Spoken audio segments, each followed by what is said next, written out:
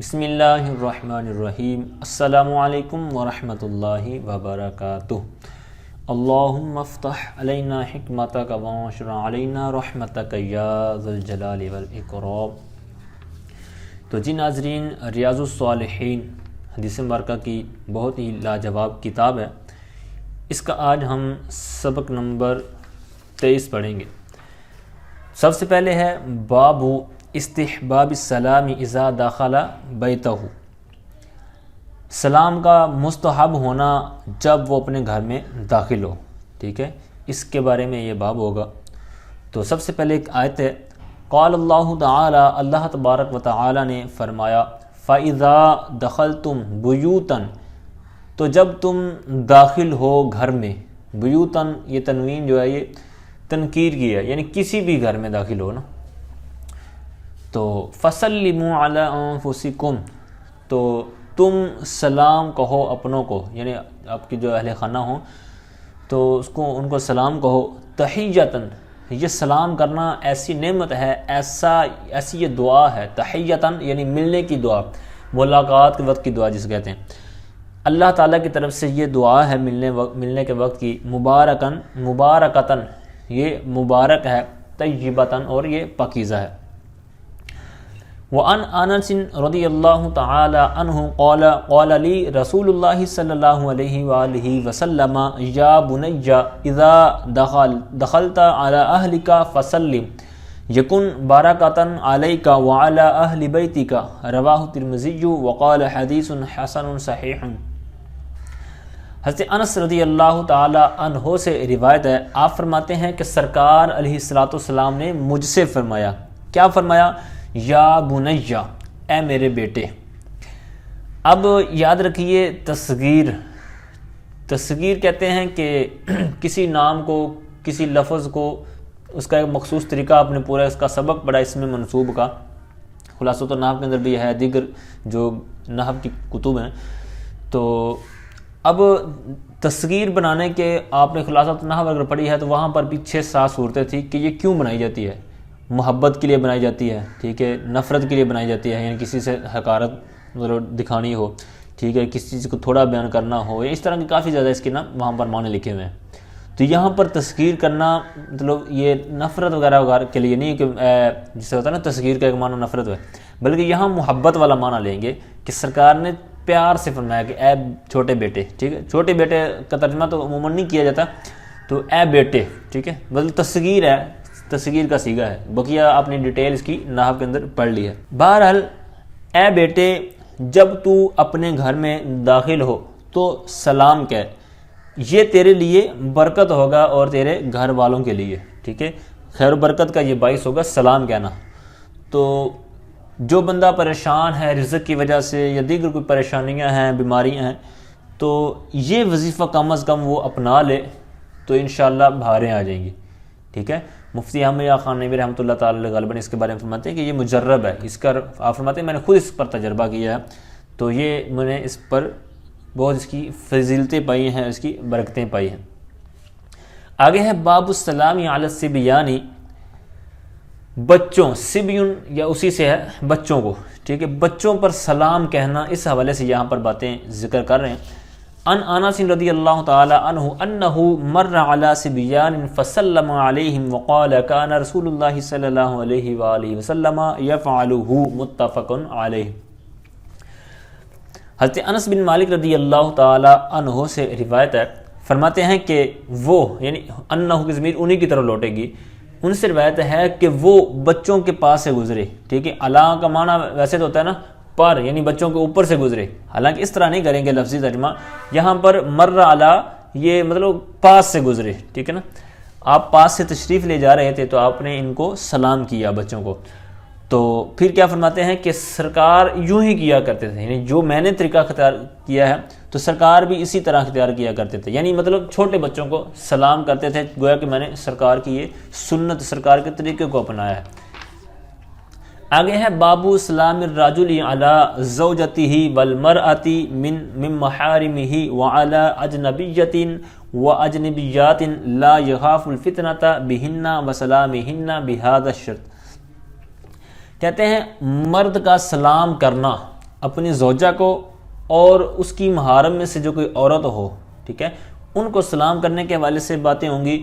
اسی طرح کہتے ہیں کہ اجنبیہ اور اجنبیہ یعنی اسی کی یہ جمع ہے، ان کو سلام کرنا لیکن اس کے لیے شرط لگا رہے ہیں، ٹھیک ہے۔ اب دو چیزیں آگے بیان کریں گے، چاہے مرد کو سلام کرنا ہو تو چاہے مرد نے عورت کو کرنا ہو، تو کہتے ہیں جب کہ فتنہ نہ ہو، لا یخاف الفتنہ تھا، اس مرد کو فتنہ نہ ہو، فتنے کا خوف نہ ہو، بہنہ ان کو سلام کرنے کی وجہ سے، مطلب سلام کرے گا تو پھر اس میں لذت ہو، تو پھر آگے کے جو راستے کھلنے ہیں معاذ اللہ گناہوں بھرے، تو یہ سارے اسی کے تحت آ جائیں گے، ٹھیک ہے۔ اس کو ہونا وسلامہن، اور ان عورتوں کا سلام کرنا، ٹھیک ہے۔ یہ ساری چیزیں کہتے ہیں کہ یہ جب مطلب مطلقاً شرط کم از کم یہ یاد رکھیں کہ مطلب فتنے کا خوف نہ ہو۔ اب فتنہ اس کے اندر ڈیٹیل ہے، لیکن فتنہ اچھا تو ہوتا نہیں نا، تو کم از کم فتنہ یہ تھوڑا ہے کہ بدنگاہی ہوگی تو یہ گناہ ہے، ٹھیک ہے، مطلب اگر اس کے اندر بھی وہ شرائط پائی گئیں، لیکن بلا ضرورت یہ نہیں کر سکتے۔ ان سہیل بن سعد رضی اللہ تعالی عنہ قال كانت فينا امرأة وفي روایت كانت لنا عجوز تأخذ من اصول السلک فتطرحه في القدر۔ حضرت سہل بن سعد رضی اللہ تعالی عنہ سے روایت ہے، فرماتے ہیں کہ ہمارے درمیان میں یعنی ہمارے علاقے میں یا ہمارے آس پاس ایک عورت رہتی تھی۔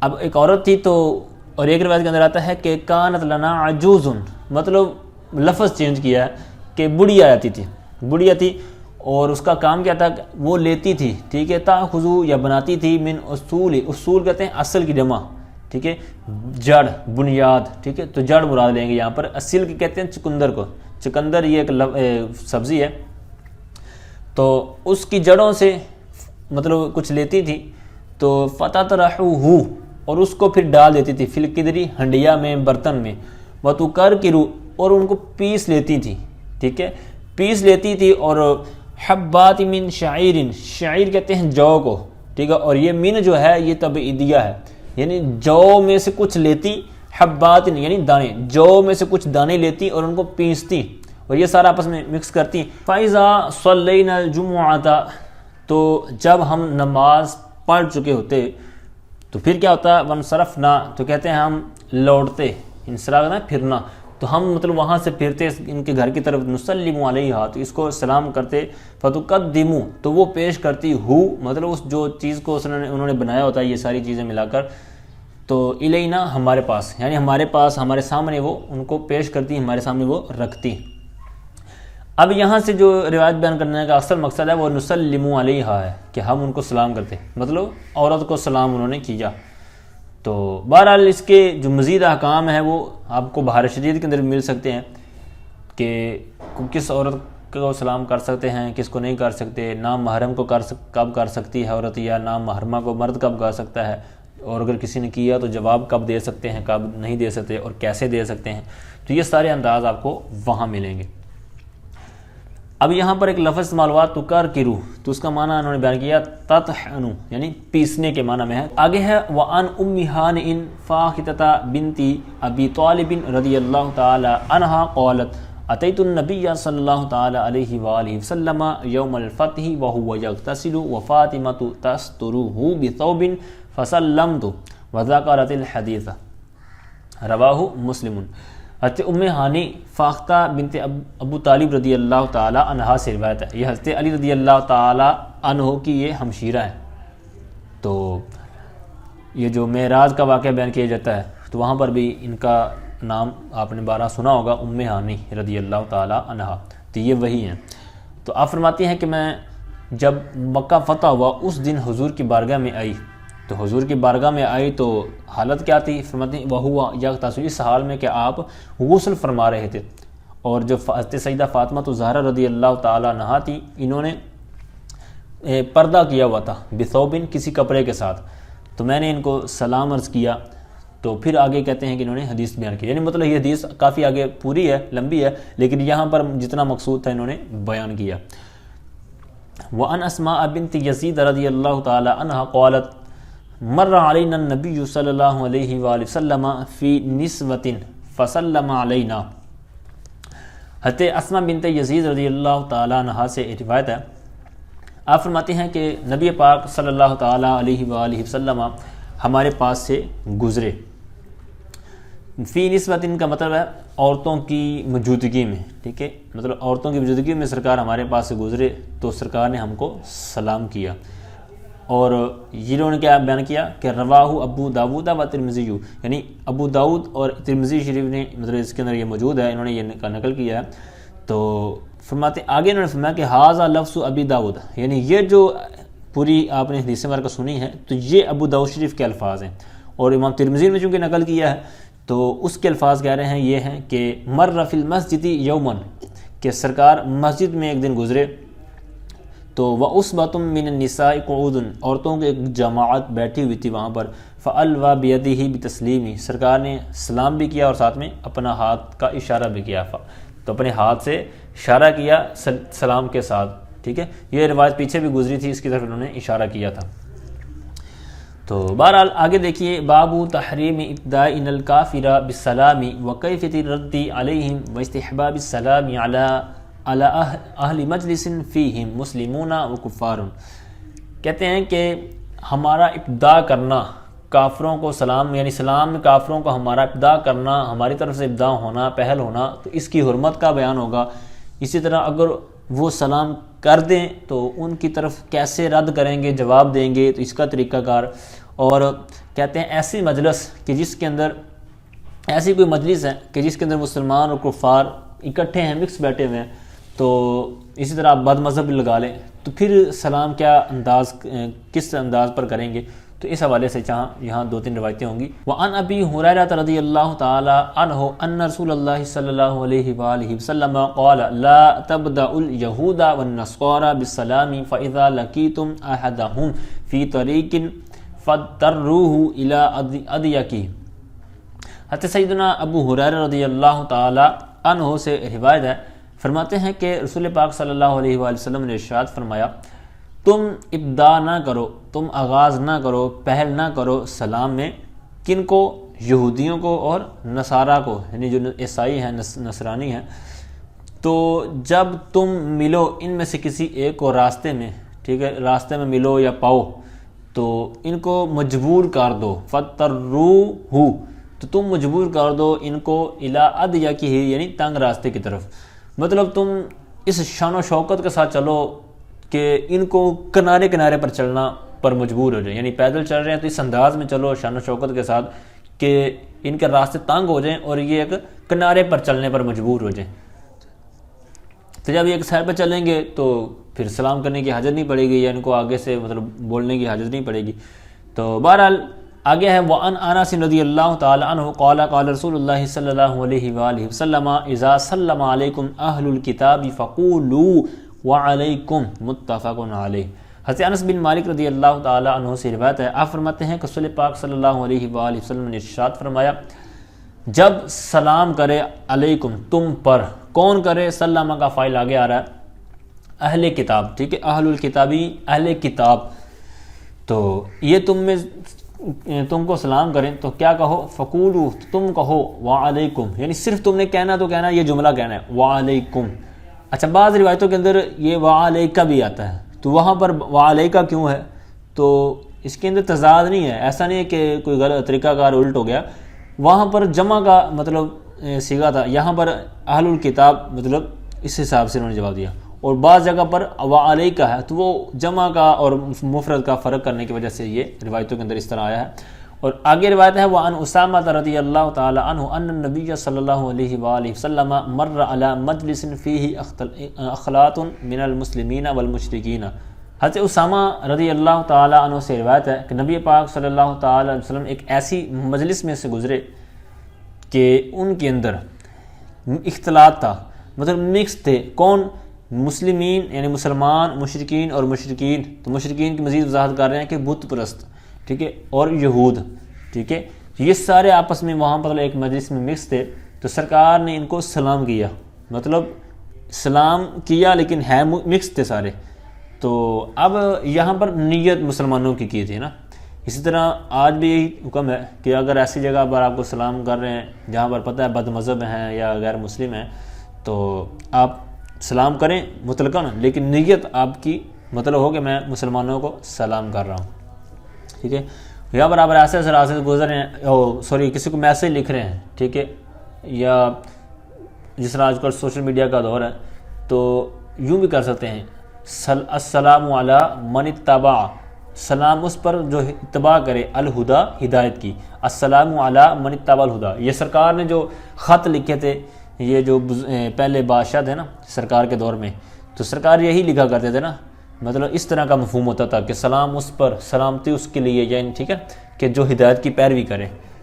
تو چونکہ وہ مسلمان تو ہوتے نہیں تھے پہلے بادشاہ, تو یہ اس مطلقاً اسلام بھیجا جاتا تھا کہ ہدایت کی جو پیروی کرے اس پر سلام.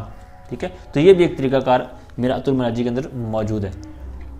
باب استحباب السلام اذا قام من المجلس وفارق جلساءه او جلیسه, کہتے ہیں سلام کے مستحب ہونے کا بیان کب کہتے ہیں, جب کہ وہ مجلس سے اٹھے.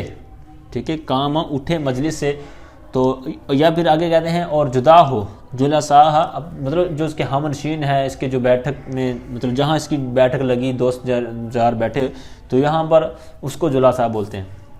ٹھیک ہے, تو وہاں پر یہ کیا کہے, اسلام کا کیسے کرے, اس کے لیے کیا فضیلت ہے, تو اس کے حوالے سے ایک روایت ہے, کہتے ہیں وَعَنْ أَبِي هُرَيْرَةَ رضی اللہ تعالی عنہ قال قال رسول اللہ صلی اللہ علیہ وسلم اذا انتهى احدكم الى المجلس فليسلم فاذا اراد ان يقوم فليسلم فليست الاولى باحق من الاخره. رواہ ابو داود والترمذی وقال حدیث حسن. حضرت سیدنا ابو ہریرہ رضی اللہ تعالی عنہ سے روایت ہے, آپ فرماتے ہیں کہ رسول پاک صلی اللہ علیہ وآلہ وسلم نے ارشاد فرمایا, جب تم میں سے کوئی ایک پہنچے مجلس میں تو چاہیے کہ وہ سلام کرے, اور جب وہاں سے اٹھنے کا ارادہ کرے, ٹھیک ہے, اس مجلس سے اٹھنے کا ارادہ کرے تو پھر چاہیے کہ وہ سلام کرے. اب دو سلام ہو گئے, ایک آنے کے وقت اور ایک جانے کے وقت. آنے کے وقت کو جو ہے اس کو کہیں گے سلام لقاء, ٹھیک ہے, ملاقات کے وقت کا سلام, اور جانے کے وقت جب اس نے پھر ارادہ کیا اٹھنے کا, اس وقت جو سلام ہے اس کو کہتے ہیں سلام وداع. ٹھیک ہے, الوداع, الوداع لفظ آپ نے سنا ہوگا, الوداع, الوداع ماہ رمضان, یہ الوداع نہیں ہوتا نا, واو کے اوپر زبر پڑیں گے, الوداع. ٹھیک ہے, تو سلام لقاء اور سلام وداع. تو اب ان دونوں کے حوالے سے آگے بیان فرما رہے ہیں کہ فلیست الاولی, پہلا سلام نہیں ہے, بأحق من الآخرۃ, آخرہ مطلب آخری جو ہے, جو آخر میں انہوں نے کیا ہے, تو اس سلام سے پہلا جو ہے کوئی زیادہ حقدار نہیں ہے. مطلب یہ ہے کہ دونوں کی فضیلتیں برابر ہیں. ٹھیک ہے, فضیلتیں برابر کیا ہیں کہ دونوں ہی سنت ہیں, آتے وقت بھی سنت ہے, جاتے وقت بھی سنت ہے, تو سنت پر اس نے عمل کیا. اب یاد رکھیے کہ یہ سنت ہے. ٹھیک ہے, آنے کے وقت اور جانے کے وقت سلام کہنا سنت ہے, اور سلام کا جواب دینا یہ ضروری ہے, واجب ہو جاتا ہے, یا فرض بھی بعض کتب میں لکھا ہوا ہے. تو اب سلام کرنا سنت ہے تو فضیلت اس کی زیادہ ہے, حالانکہ جواب دینا یہ فرض ہے. تو ویسے تو ہوتا ہے نا قربانی فرض ہے, تو سنت ایک بندہ نفلی قربانی کرتا ہے تو اس کے لیے مطلب کم ثواب ہے, فرض جو ادا کرتا ہے اس کے لیے زیادہ ثواب ہے. لیکن یہاں پر کیسا ہے, بعض ایسی چیزیں بھی ہوتی ہیں کہ ان کا فرضوں سے زیادہ ثواب ہوتا ہے, تو ان میں سے یہ ایک ہے کہ یہ سلام کرنے سنت ہیں لیکن ان کا جواب دینا فرض ہو جائے گا, لیکن ثواب ان کا زیادہ ہے. اسی طرح اور بھی مثالیں میرات المناجی کے اندر ایک دفعہ نظر سے گزری تھی کہ اب جو یہ ہوتا ہے قرضہ دیتا ہے بندہ کسی کو, تو قرض جتنی ڈیٹ رکھی ہے, مطلب 10 تاریخ رکھی ہے, تو 10 تاریخ کو دینا اس کے لیے ضروری ہو جائے گا, لیکن 10 تاریخ سے پہلے اگر دے دے گا تو یہ سنت ہے, اور 10 تاریخ کا جو اس نے کہا تھا وعدہ کیا تو یہ اس کے لیے فرض ہو گیا گویا کہ. تو اب اگر سنت پر عمل کرے گا نا, یہ 10 تاریخ سے پہلے دے دے گا تو اس کی زیادہ فضیلت ہے. اسی طرح جو جس سے قرض لینا ہے وہ مطلب بڑا پریشان ہے, تنگ دست ہے, اب اس کو مہلت دینا فرض ہے. ٹھیک ہے, لیکن اگر قرضہ معاف کر دیتا ہے تو یہ اس کے لیے سنت ہے, ضروری نہیں ہے کہ وہ معاف کرے. ٹھیک ہے, قرضہ وہ معاف کر دیتا ہے, ٹھیک ہے, اس کو سارا کچھ معاف کر دیتا ہے تو یہ سنت ہے, لیکن یہاں پر سنت کا ثواب زیادہ ہوگا. ٹھیک ہے, بجائے اس کے کہ وہ مہلت دے, کیونکہ مہلت دینا اس کے لیے فرض ہوگا اور معاف کر دینا یہ سنت ہوگا. تو یوں اس طرح اور بھی آپ کو کئی مثالیں مل سکتی ہیں کہ جن کے اندر یہ ثواب مطلب جو سنت ہو یا عام طور پر اس کا ثواب کم ہوتا ہے, لیکن ان کا بعض ایسی چیزیں آپ کو ملیں گی, اس مستثنیات ہوں گے کہ وہاں پر ان کا اجر آپ کو زیادہ پڑھنے کو یا سننے کو ملے گا.